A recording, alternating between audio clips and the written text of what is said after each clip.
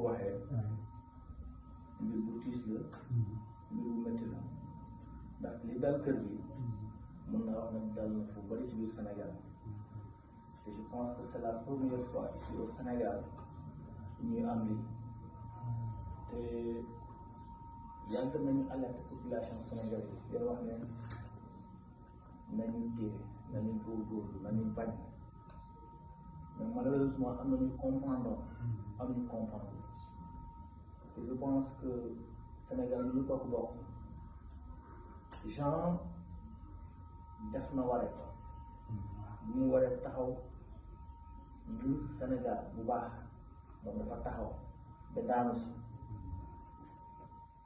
est-ce que am na ñeneen Sénégalais yoo xamante ne ñu mel na Jean am na